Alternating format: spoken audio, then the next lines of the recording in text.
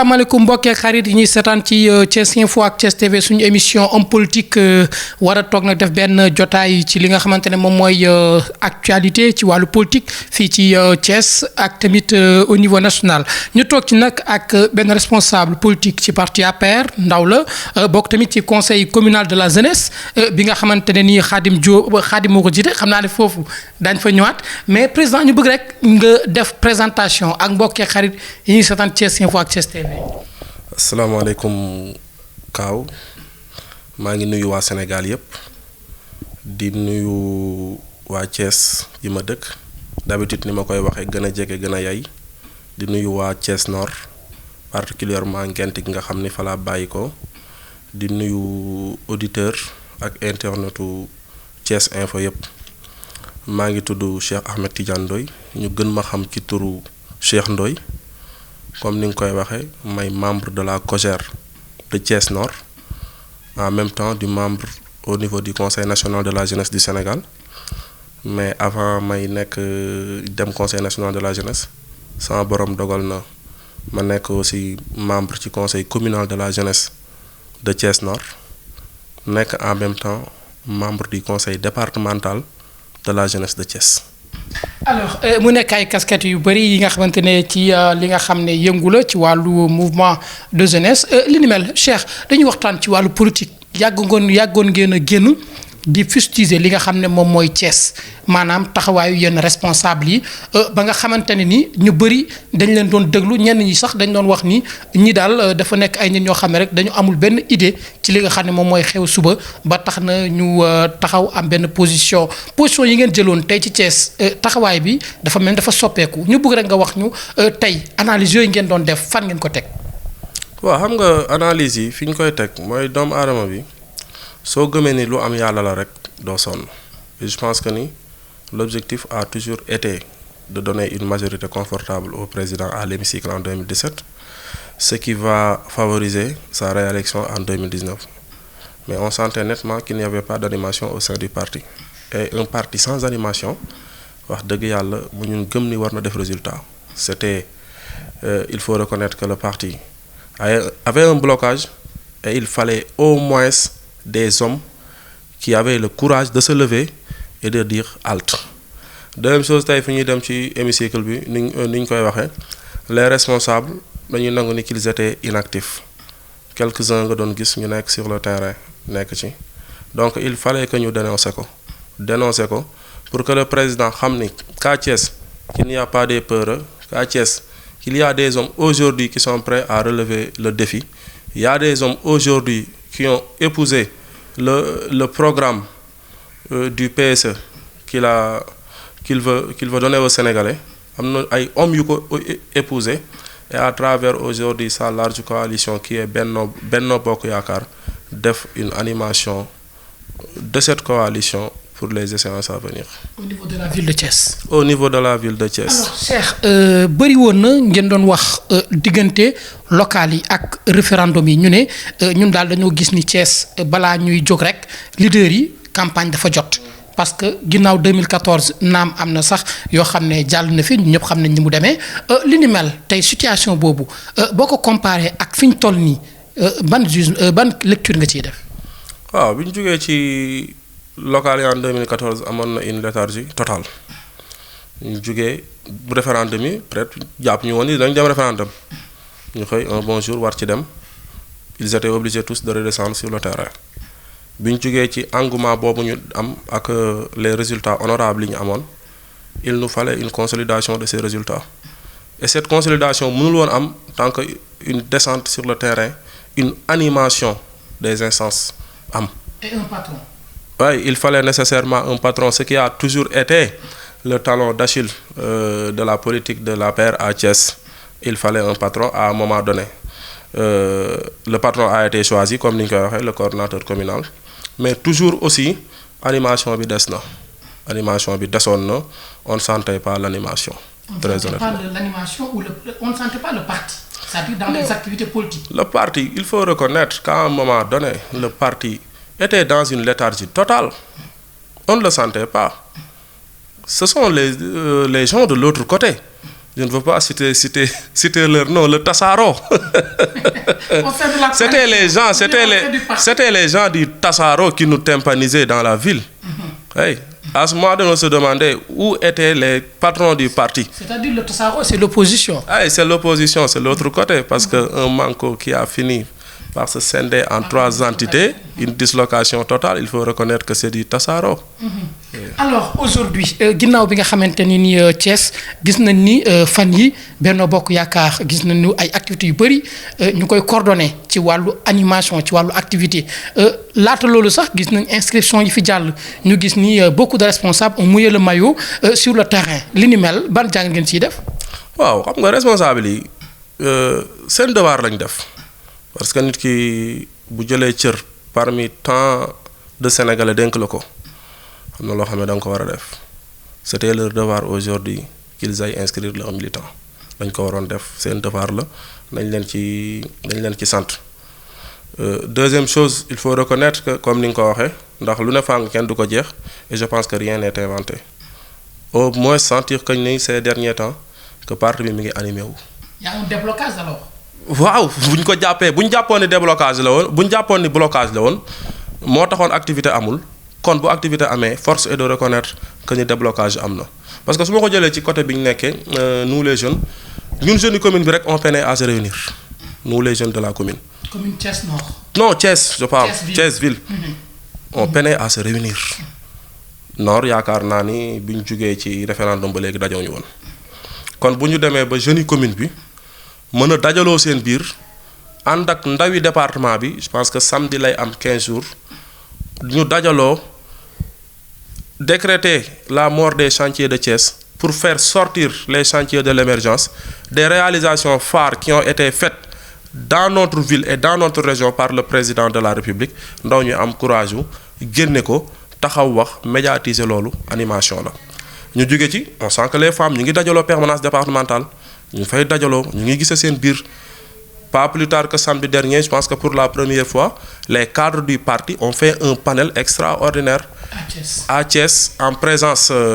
du ministre conseil en charge du PSE ainsi que de l'autre ministre. Le directeur des aéroports. Effectivement, Luxar était là. Voilà, Luxar était là. Le ministre des Forces armées. Tout ce beau monde était réuni aujourd'hui. À Thiès pour faire montrer aux Thiessois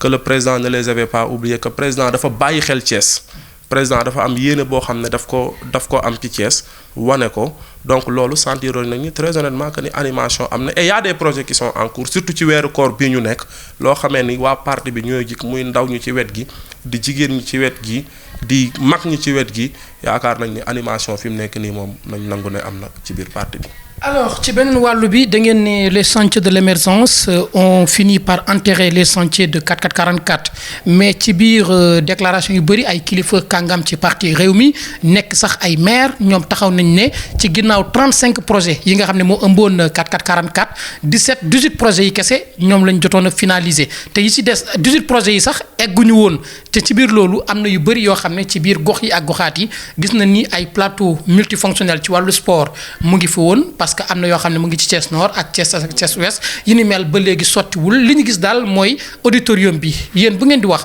chantier de l'émergence ci yan chantier ngeen di wax. xam nga bu ñu dee wax tey les chantiers de l'émergence gis nga nous avons un réel problème de communication il faut le reconnaître mais déjà jëlal marché central le centre commercial bi fi nekkoon pendant des années depuis 2004 entreprise bi liggéey bi bloqué wu mais chantier boobu tey gars yi débloqué nañu liggéey bi. mooy le centre commercial la direction de la construction. joxe nañ mais def nañ autorisation bi. ces chantiers vont démarrer. aujourd'hui tey bu ñu ko jëlee ci côté hydraulique li nga xamee ni parce que nit ñi dañ naan Balabé amul ndox mais bu ñu fàtte ni que ni Balabé ci chemin de fer la bokkoon. Balabé musul branché wu ci réseau SDE. mais aujourd'hui cette situation débloqué wu na. combien de kilomètres de tuyaux ont été enterrés à Thiès mais loolu du lu nit mën a gis. nga jël tey le pôle urbain de Gadakholpa mais c'est sur le plateau de Diass mais président réalisé na ko c'est ici à Thiès Diamniadio ko xool ni mu mel le pôle urbain de Gadda Xolpa suuf si moo gën a baax suuf si moo gën a nangu suufu Diamniadio kon d'ici peu de temps pôle urbain boobu mooy dàq Diamniadio bi ñu jàpp ni c'est la ville future de l'Afrique nga jël tey château d'eau bi nekk Mbourkat nga xool tey combien de population ñoom ñoo ciy branché wu nga jël la relance de NSTS jël relance chemin de fer mais lépp ce sont des réalisations yoo xam ne le président de la République moom moo ko indi donc force est de reconnaître que les chantiers de Thiès n'existent plus. Aujourd'hui, nous parlons des chantiers de l'émergence initiés par le président de la République. Alors, Cheikh, au moment où vous parlez la relance du chemin de fer, il y a un problème. L'opposition, tey dégg nañu li nga xamante ne opposition bi nga koy wax ci chemin de fer nee nu lu toll ni Transrail ginnaaw bi ko président jëlaatee tey moom mooy Dakar Bamako ferroviaire gis nañ ni benn machine kese maanaam benn saxaar moo fay daw loolu nekk ay jafe-jafe te gis nañu président de la République inauguré def pose première pierre bi nga xam ne moom mooy war a nekk TER muy train express régional boobu nga xam ne 560 et quelques milliards lañ ci nar a def te képp ku xam Thiès xam ni fii mooy capitale du rail li ni mel lan ngeen ci àddu. xam nga moom Thiès moom dégg naa sax ay at ci ginnaaw soo musaan di wut soxna dañ lay laaj fan ngay liggéeyee je pense que les rails sont une fierté pour tout Thiessois loolu moom kenn mënu ko naatable mais xam nga Omar àdduna dafay dox et aujourd'hui le Sénégal bi li Senghor doon wax naan au rendez-vous du donner et du recevoir tey dañu toll foofu il faut aussi ñun tamit ñu dugg ci eeru fu ñu àdduna di nawe parce que dafa am lu ñu tekki aujourd'hui au niveau sous-régional il faut ñu wane ko donc moi je me dis que TER bi c'est le bienvenu parce que TER bi tey da ngay xam ni fépp fu muy jaar ce sont des villes qui naissent chemin de fer le président est en train de travailler sur ça et je pense qu'aujourd'hui Kabdou Ndéné Sall ne me laissera pas raconter des contre-vérités sur ça ñu ngi ciy liggéey ñu ngi ciy def ay jéego gars yi ñu ngi ciy jóg ñu ngi ciy wax ñu ngi wax ak syndicats yi ñu ngi avancer mais nag xam nga loo xamee ni problème la boo xamee ni am na depuis le régime socialiste ndànk-ndànk nga koy jubanti mais je pense qu'aujourd'hui urgence yi bari na te président mënta résoudre lépp à la fois étape par étape la ñuy def mais tey ku interroger cheminots yi xool li ñu dundoon les années précédentes ak li ñuy dund actuellement nii nga xam ne amélioration am na demoon nañ ba raay bi gisatuñu woon saxaar suy daw kon comme nee nañ benn mooy daw fi mu nekk nii nañ xool ba jox ko deuxième mandat. alors ci loolu maa ngi ko taxawu Sénégal gis nañu li nga xamante ne moo ci xew maanaam ci opposition bi la tey li nga xam ne mooy 45 listes posé war a dem ci li nga xamante ne mooy dagaan baatu askan wi pour dem ca assemblée nationale li ni mel lan ngeen ciy àddu. waaw xam nga manko mooy li ma la wax rek dafa am loo xamee ni gis nga nit ki loo gëmul bul ci dugg ñoom leeroon na leen ni mënuñoo ànd et ce qui montre encore une fois waxoon naa ko ci référendum bi man leen bu président ne woon suba noo laa bëgg ñoom ñu ne wii la ñuy voté parce que gëmuñu li ñuy def ànd bi àndu naxante la woon c'est regrettable nag parce que li ñu gëmaloon sénégalais yi di dem di dikk mooy dañoo pare aujourd'hui pour taxawu réew mi mais wane nañ ni ku ci nekk li ma wax naa ca dem ngir taxawu sama bopp la woon bi ñu demee ba aujourd'hui je pense que suñu ndaamali moo ko waxoon les grands bandits se retrouvent autour du partage du butin boobu bi mu jotee ñu war a xool kan moo doon tête de liste ils ont montré aux Sénégalais leur vrai visage wala nañu li ñu doon def gëmuñu ko woon ku nekk dem na bàyyi sa wàll ci li ñu gëm kon encore une fois wanawaat nañ Sénégalais yi ne qu'ils ne sont pas dignes de conscience et j'en interpelle aujourd'hui les Sénégalais ñu taxaw jàkkaarloo ak ñii wax ak ñoom tympaniser nañ nit ñi dem nañ place de l'Obélisque xeex nañ def nañ lu nekk au moins ils devaient aller autour de l'essentiel s'ils croyaient aujourd'hui au peuple sénégalais mais seen bopp rek lañ gëm malheureusement. alors gis nañu ñu bëri di wax coalition yi Ablaye Wade moo ko tas ndaxte dañ ko proposer tête de liste mu nekk coow ba tax jënd yi beddeeku ñu gis ci yeneen yi nga xam ne dañoo feelu mooy ñoom Abdoul Mbaye ak ñeneen parti yooyu muy ay parti politique ñenn ñi di ay mouvement ñu ci bëri dañoo mer gàddu maanaam dañoo bokkoon ci nguuru Macky Sall daal di génn créer ay parti wala créer ay kuréel pour mun a opposé wu ci li nga xam ne mooy politique bu président de la République def ñu naan politique bi nga xam ne moom Macky Sall imposé na ko ci biir Sénégal politique gu njuuj njaaj la ak wuruc ak jël ay nit di leen tëj ci kaso yi ki ci mel ni Khalifa Sall ak yeneen exemple lan ngeen di ban jàngat ngeen di def ci situation bu opposition bi am. xam nga man li may njëkk a def man dama yërëm Abdoulaye Wade parce que Abdoulaye Wade li mu liggéey Sénégal 26 ans d'opposition demoon ba nit ñi naan c'est notre Mandela national mu ñàkk dem bëgg a ñëwaat à 91 ans il a été choisi comme tête de liste le jour de son anniversaire à 91 ans Abdoulaye Wade war a ñëwaat ci réew mi ne day ñëw ci réew mi mu luñ ne lim fi liggéey bari na war a dellu si waat ci réew mi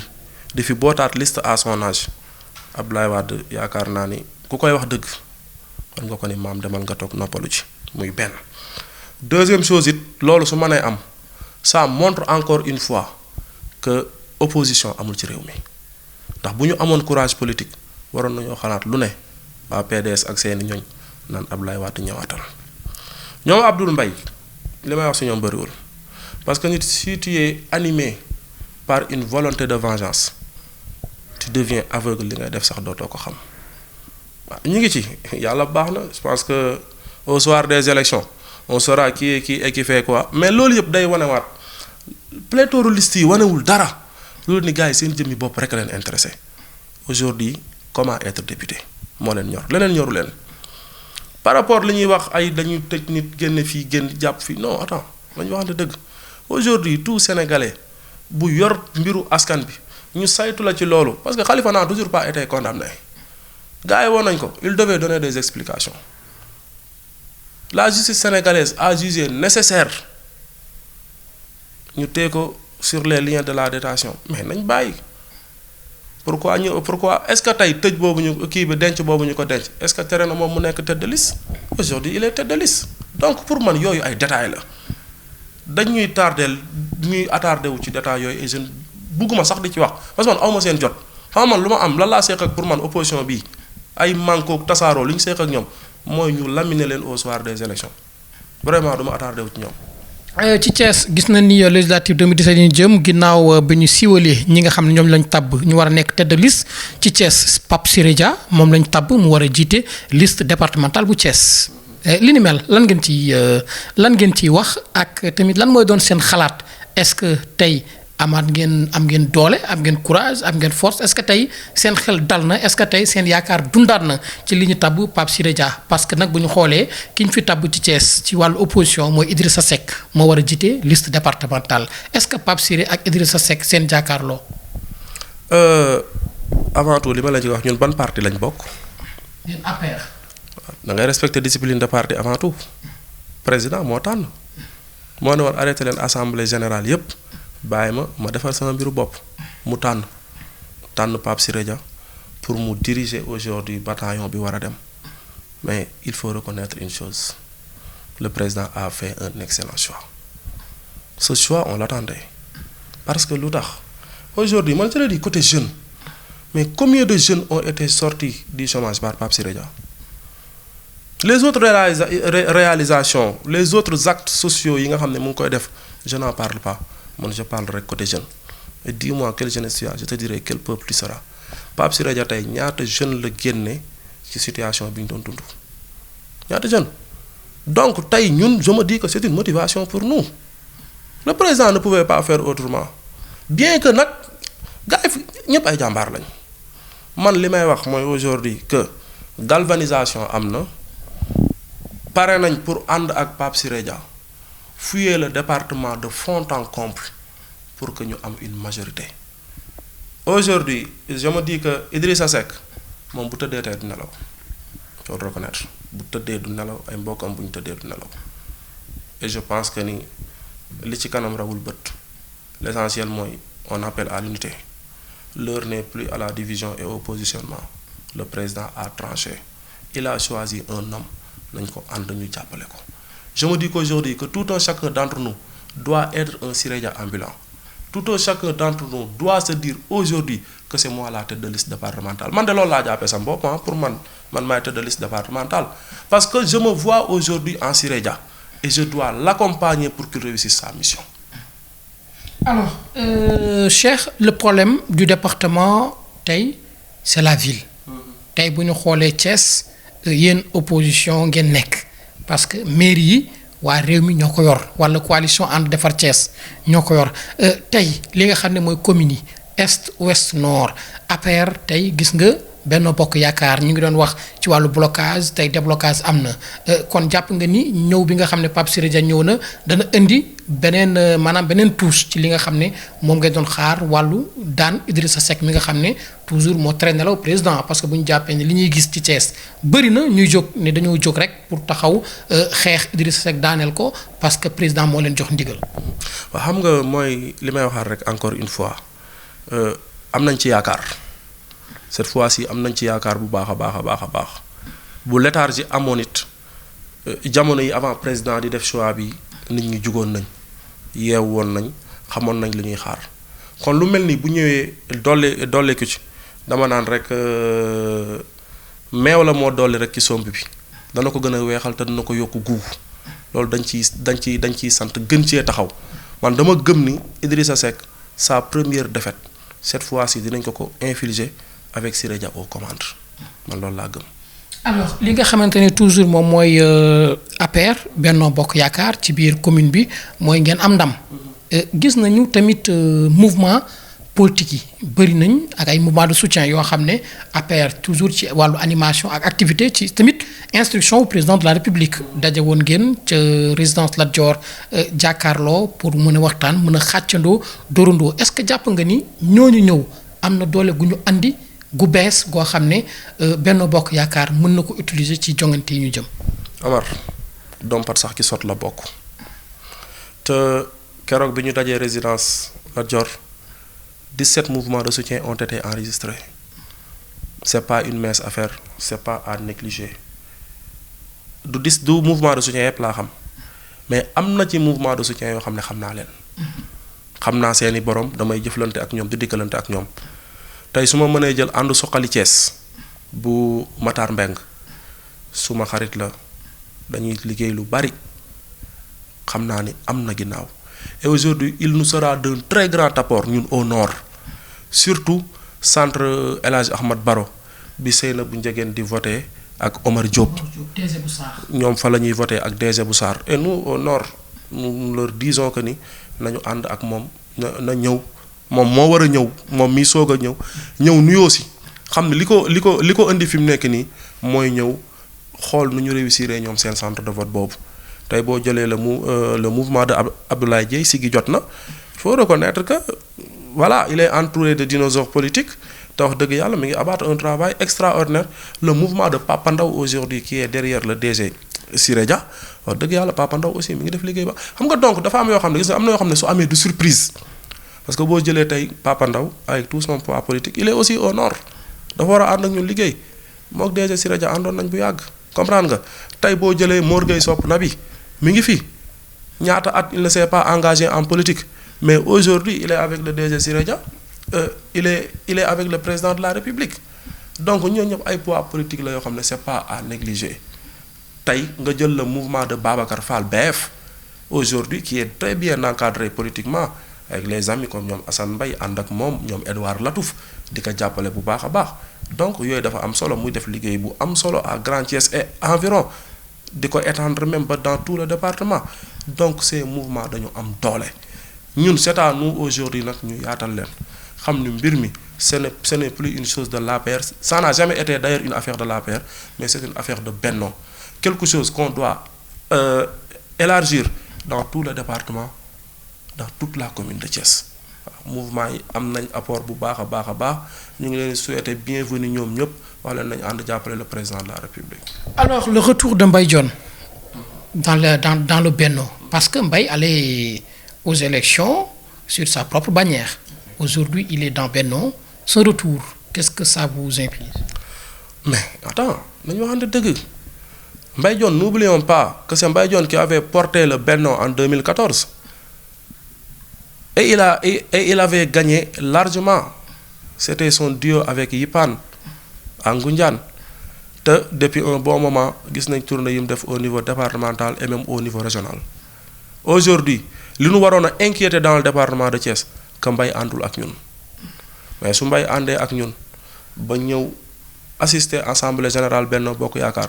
am discours ba mu fa def discours bi mu fa def donc am na ci loo xam ne am na solo Mbaye Dione bu ñëwee aujourd'hui il nous est d'un très grand apport. très bien ginnaaw loolu tey Thiès jàpp nga ni déblocage am na liggéey bi mu ngi dox est-ce que militants yi jàpp nga ni duñu mer parce que tamit ñenn ñi duñu mer pour bañ a voter Benno Bokk Yaakaar ci jongante yi ngeen jëm. ah yaakaaruma ko ndax yaakaar naa ni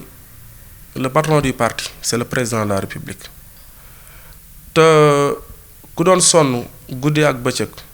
objectif yëpp mooy demoon yóbbul ko président dinaa wax nag ni xeexu ñay yoonu melentaan nekku ci ñun APR bi ñu ci nekkee président de la République moo tax ci moom lañ nekk ak koo mënti identifié wu retour bi c'est le président de la République yaakaar naa ni vote sanction gisuñu raison wu mu am parce que du lu président wan Thiès du lu président ji Thiès te wanewaat na encore une fois yéeneem ak attachement bi mu am pour Thiès donc yaakaar naa ni loolu moom nekkul sax ci esprit nit ñi très honnêtement. kon daal fu mu ne nii Benno Bokk Yaakaar pare nañ pour dem def campagne waajal élection yi nga xamante ne ci ngeen jëm.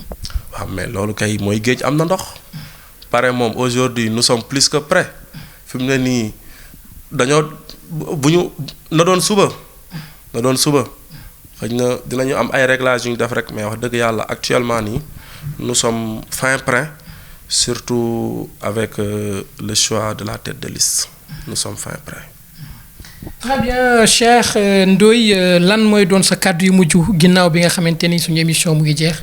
waaw kàddu yi mooy kàddu cant ak ngërëm di jéggaluwaat képp ku ñuy déglu bu dee juum nañ ci suñu matadi la di baaluwaat ñëpp àq tey baal ñëpp àq ci koor gi di gërëmaat bu baax waa Thiès Nord di gërëmaat bu baax sama membre yi nekk ci conseil communal départemental conseil national de la jeunesse di gërëmaat sumay waajur leen gërëmaat bu baax a baax di jéggaluwaat sama soxna koy jéggalu di ko xam ne it na waajaat ndax campagne bi moom habitué na c'est une habituée actuellement de la situation xam na ni duñu am jot donc bu ñu leen dee bàyyi ci kër gi xëj na ñu ñuy gis ay 5 heures par jour 19 heures yëpp ñu koy consacré ci àll bi ak politique bi laaj na bu ñu amee occasion yi ñu sant leen gërëm leen di gërëmaat waa Thiès Info bu baax a baax di gërëm comme ni ma koy waxee rek la presse locale de Thiès grâce à elle nous n'avons rien à envier à la presse internationale di ci nekk di waxaat Thiès waa yëpp nañu jàppale ki président def tête de liste na ku nekk ci ñun tey jàpp ni que tu es un Siré Dia ambulant nañ ci nekk jàppale ko ba au soir des élections ñu jox président une majorité à l'Assemblée nationale avec une forte participation du département de Thiès je vous remercie. mbokk yi ak xarit ñoom c'est suñu émission politique ñu doon dalal Cheikh Ndoye nekk membre ci COJER Thiès Nord waaye également ci conseil communal de la jeunesse ak conseil national de la jeunesse bokk tamit ci parti bu APR li moo doon li nga xamante ne moo doon jotaay seetlu li nga xam ne moom mooy xew-xew yi nga xam ne jot na fee jaar mbokk yi ak xarit yi di leen saxoo di leen bëgg di leen jox dig daje ci benn numéro incha allah.